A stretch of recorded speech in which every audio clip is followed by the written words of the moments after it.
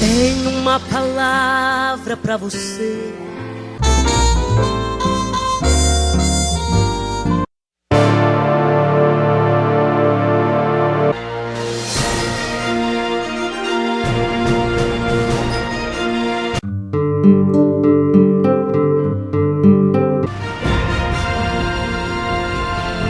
Saúdo a todos os internautas, professores, professoras, com a doce e gloriosa paz de nosso Senhor e Salvador Jesus Cristo. Estamos aí no último trimestre deste ano de 2024, aonde nós temos estudado lições maravilhosas. E esse último trimestre nós teremos um assunto de grande importância, onde nós estaremos vendo e aprendendo sobre os 10 mandamentos. A lição de hoje é a lição de número 2. Não terás outro Deus diante de mim. Então nós vamos entender aqui adoração e louvor ao único e verdadeiro Deus. Esse é o tema dessa segunda lição desse último trimestre. Então eu gostaria, professores e professoras, que todos vocês procurassem aplicar o máximo para que ao final desse trimestre nós possamos estar trazendo um resultado importante para o crescimento de cada aluno da escola dominical. A introdução ela diz: veremos que o primeiro mandamento é a base para a compreensão e obediência aos demais mandamentos, pois revela que há um só Deus. Então, quando nós falamos em base, estou mostrando para vocês aí uma base, uma construção, onde ela está sujeita a ventos, mas o vento, como ela está firmada na base, então o vento não é problema. É como quando Jesus disse: aquele que edifica a sua casa na rocha. Então, esse primeiro mandamento é a base. Nós vamos estar estudando no decorrer desta aula e das próximas aulas. E pegando como base o primeiro mandamento: não terás outro Deus diante de mim. Dentro do objetivo da lição, eu vou ensinar a importância do primeiro mandamento. Então, conhecendo o primeiro mandamento, isso nós estamos estudando no tópico 1. Esse primeiro mandamento se estende muito além da idolatria. Então é preciso, professores e professoras, que nós nos debruçamos em cima desse assunto para que nós possamos entender. Não terás outro Deus diante de mim. É o primeiro mandamento que se estende muito além da idolatria. Então, nós vemos que o principal propósito desta aula é conduzir Israel. Deus está trazendo um mandamento para a nação de Israel. Conduzir Israel a uma adoração perfeita. A conduzir numa relação de amor, temor e sinceridade. Então, homem, Deus e idolatria. Então, devemos amar a Deus sobre todas as coisas. Então é uma relação de amor. Quando há uma relação de amor, eu não vou colocar outro no lugar. Quando a relação de amor é perfeita, então, entre todas as coisas, o funcionário não trai o patrão e assim por diante. Então, esta aula vai nos trazer, fazer-nos entender que o primeiro mandamento, não terás outro Deus diante de mim, é uma relação em que prova se você ama Deus ou não ama. Se você não ama a Deus de verdade, aí você começa a apelar para a idolatria. O 1 diz assim: o alicerce dos mandamentos. Os decretos delineados por Deus deveriam governar o relacionamento de Israel com Ele. Então, Israel com Deus, o decálogo, os 10 mandamentos, é um decreto. Existem muitas e muitas leis, né? muitos mandamentos, mas os 10 mandamentos foi feito uma aliança entre Deus e Israel, de maneira que Israel, andando no mandamento, só colheria a bênção e era abençoado por Deus. E aí, uma relação de amor entre Deus e o seu povo. Os principais requisitos que Deus colocou sobre o povo de Israel para o estabelecimento e manutenção da relação da aliança entre eles. Havia uma aliança. Deus se relaciona com o homem através de aliança. Eu vou abençoar vocês, mas a nossa aliança é essa. Vocês não terão outro Deus diante de mim. Quero que vocês sejam unânimes em sua devoção. E vocês adorem somente a mim. Deus está buscando com o povo um compromisso. Porque Ele quer um povo especial, um povo seu.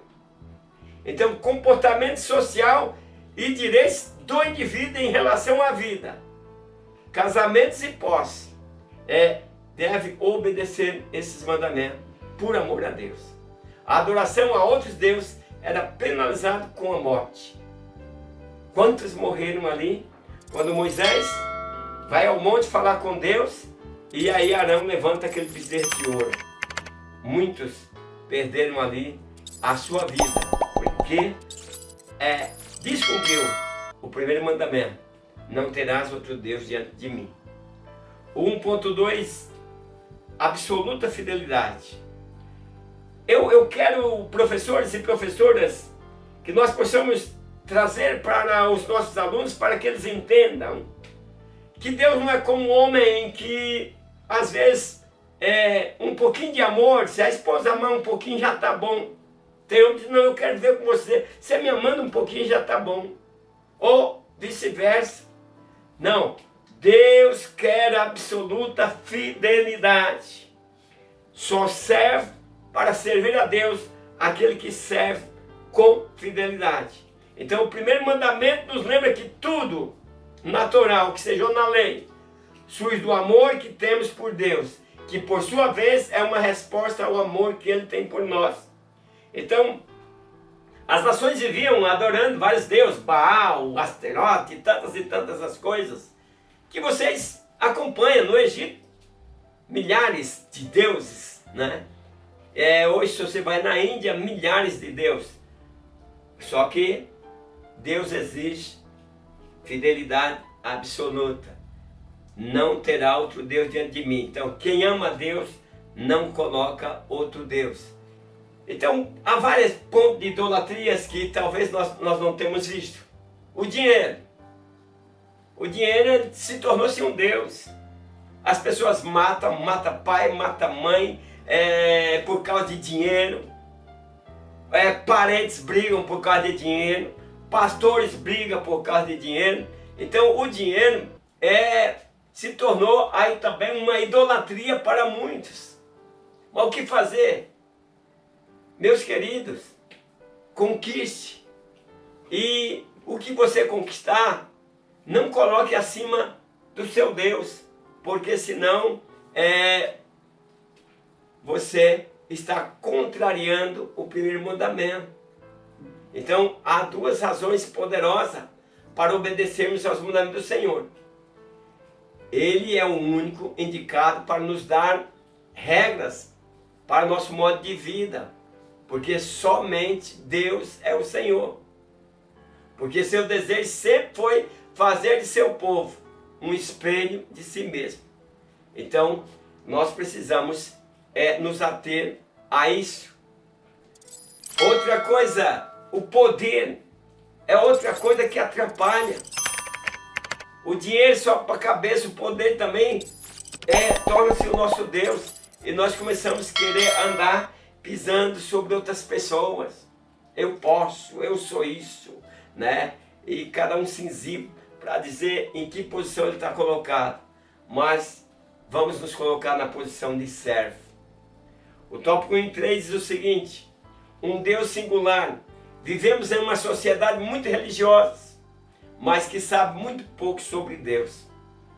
E isso, meus queridos, quando nós estamos falando de sociedades religiosas, envolve a todas as religiões.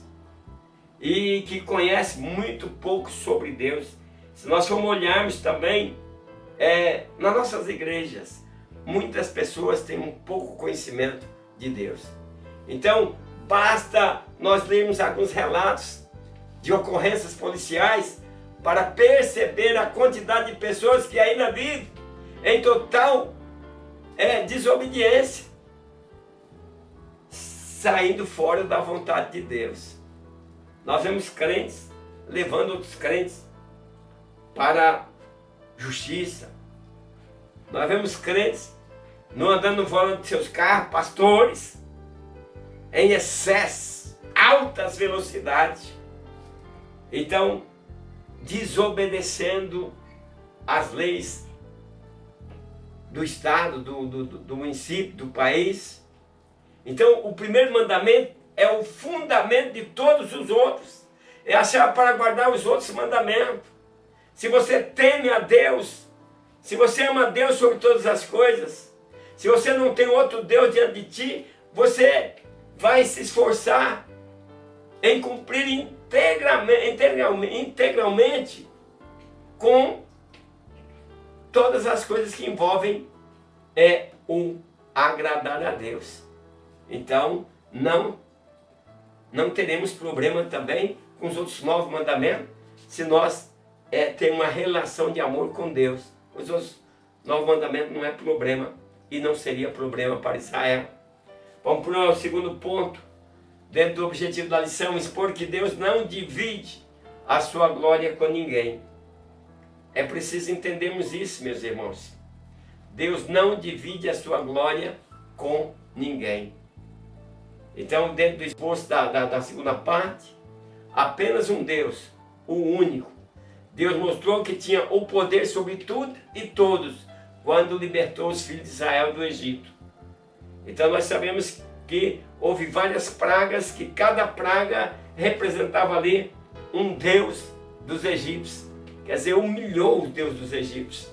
Por que não dizer, nós temos nossos parentes, nós temos pessoas com as casas cheias de Deus de prata, Deus de barro, né? No nosso dia é mais Deus de barro. Isso não é discriminando a religião de ninguém, mas a Bíblia diz: não terás outro Deus diante de mim. Deus não divide a sua glória. Ele não divide a sua glória com ninguém. Ele é o Criador e Ele não aceita que nós adoramos a criatura. Mas aí nós não entendemos. Aí, enganado, o povo mesmo conhecendo a Bíblia, carrega sobre si mais esculturas. Por que não dizer, grande parte dos nossos parentes, todos carregando, colocando no seu quarto em mais escultura, quando Deus proíbe. Então, Deus mostrou que tinha um poder ali no Egito, quando aquele povo era tudo idólatra, uns deuses feios que eles fabricavam de barro. E Deus tirou com pão forte o povo do Egito. O nosso Deus é verdadeiro, é um Deus de grandes milagres. Dentro do top 2 e 1, a posição divina. O mundo antigo era infestado de divindades pagãs, mas nenhuma nação desse tempo chegava a proibir a adoração a outros deuses. Então, muitos adoravam os montes. Paulo chegou, muitos adoravam um monte de Deus, uma infinidade de Deus. Nós vemos que Jezabel adorava Baal, né? Em Coríntios tinha a deusa Diana, tinha Astarote. Então o povo sempre foi idolatrado com coisas vãs, com imagem de escultura, representando um Deus, e Deus não quer nenhuma representação. Ele disse: eu não divido a minha glória. Então era comum prestar culto às divindades dos campos, dos rios, do sol, da tempestade. E nesse quesito, os egípcios eram imbatíveis. Eles tinham Deus para tudo, para que eles pudessem prestar culto. Eles juravam lealdade a deusa do amor e das guerras, e se curvaram para adorar aos ídolos sob a forma de homens e animais. Então, durante 430 anos, os israelitas, eles conviveram neste contexto religioso, E muitos deles foram influenciados. Você vai ver que lá na frente eles estão idólatras ainda. Traz a idolatria do Egito. Então este mandamento era sem precedente e exigia exclusividade. E aí vem cada praga. Silenciava e tornava inerte um Deus no qual os egípcios se apoiavam. Top 2.2. Respeite a minha presença. Então, através de Moisés, Deus comunica sua exclusividade. Nós precisamos entender essas coisas. Aos israelitas está ordenado manter uma aliança de lealdade. O termo usado é alpanai, que significa além de mim, acima de mim, oposto de mim ou ao meu redor. Quer dizer, além de mim não há outro, acima de mim não há outro. Então, literalmente está proibido adorar falsos deuses em qualquer lugar. Estabelecer uma falsa divindade é como insultar Deus no rosto. Deus não divide adoração, com Ele é tudo ou nada. Então entenda, você que está pedindo por outros deuses, intercedendo, tem pessoas que a pessoa morre e aí já está dizendo que a pessoa está lá no céu olhando por ela. Meu Deus, aqui na terra nem fez talvez boas obras, nem foi um servo fiel. E aí as pessoas dizem, meu pai está olhando para mim, minha mãe está olhando para mim lá de cima. Não, meus queridos, Deus não divide a sua glória com ninguém. Entendam isso. Entendam que Deus não deu poder. Ele deu poder a seus discípulos aqui, a nós que pregamos o Evangelho, ele diz, é isso que vos dou poder. Mas quando nós passamos para a glória, do lado de lá, nós somos santos, povo já salvo.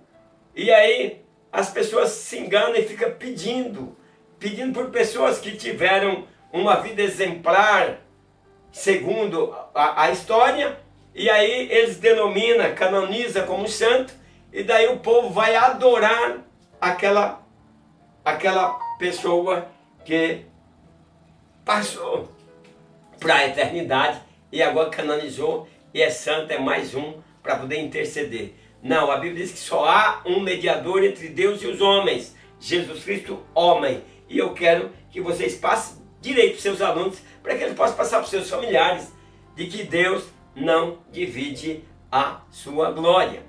O top 2 e 3 diz assim, jamais quebre o mandamento. Uma das histórias que mais nos fascina é a do rei Salomão.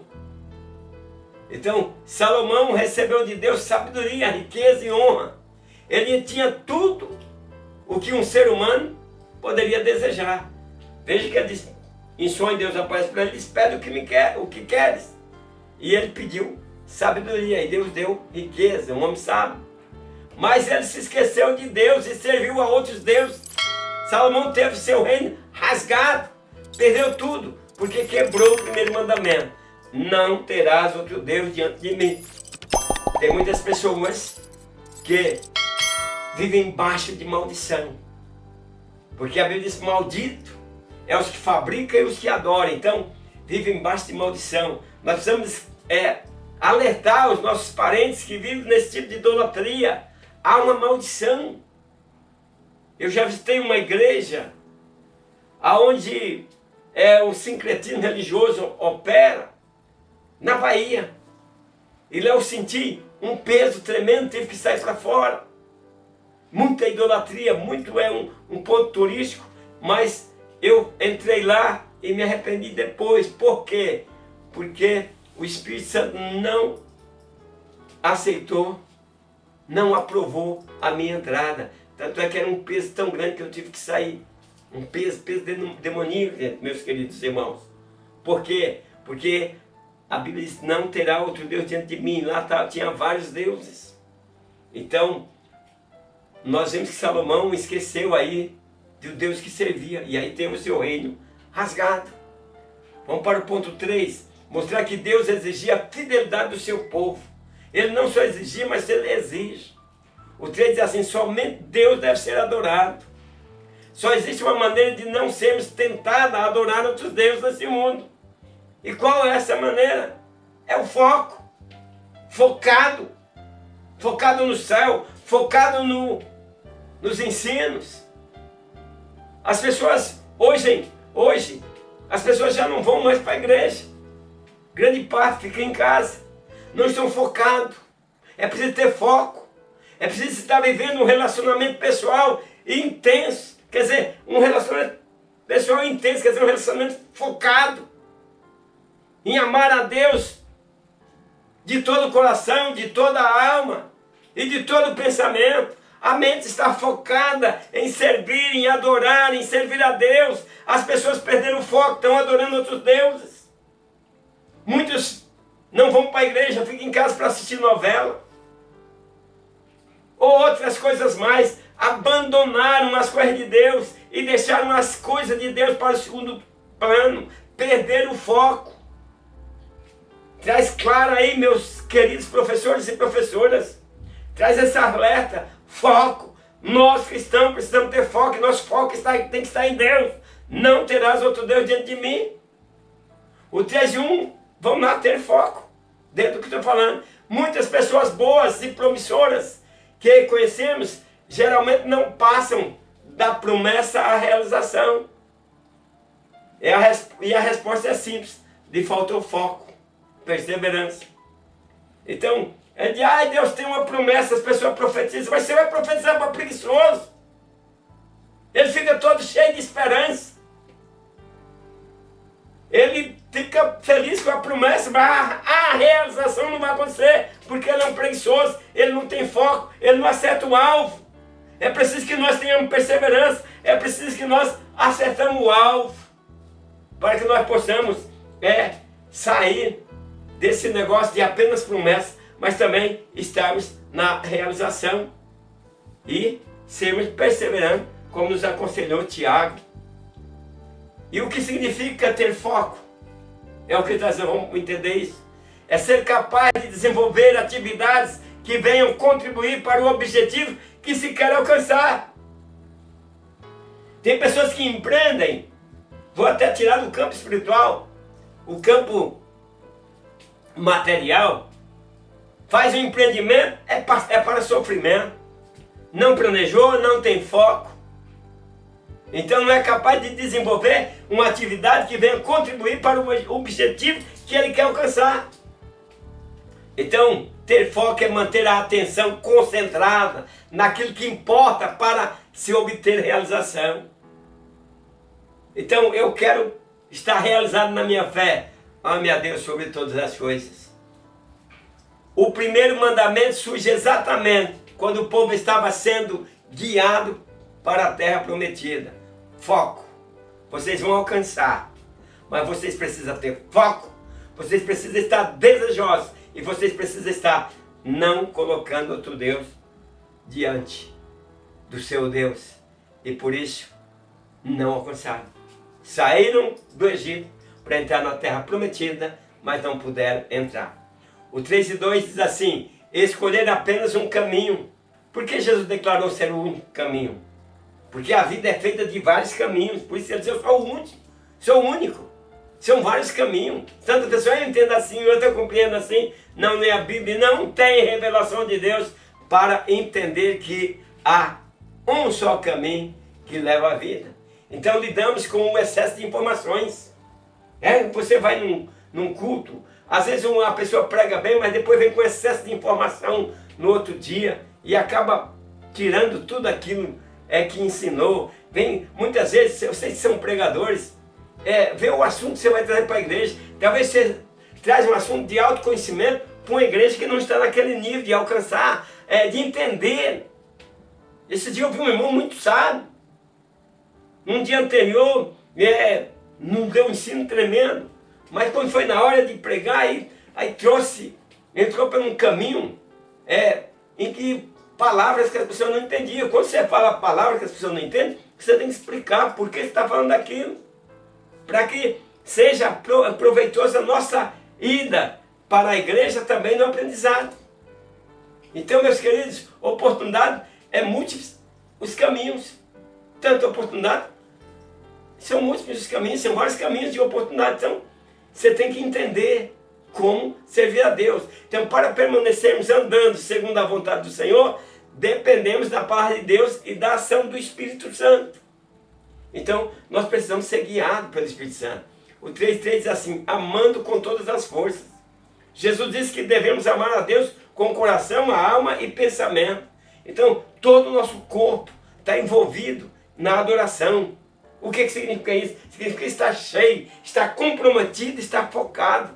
Então não é apenas eu sou crente, eu vou para a igreja, ou eu sou isso, eu sou aquilo. É estar comprometido, é estar focado. Deus espera que o adoremos com uma expressão de reverência e ação de graça.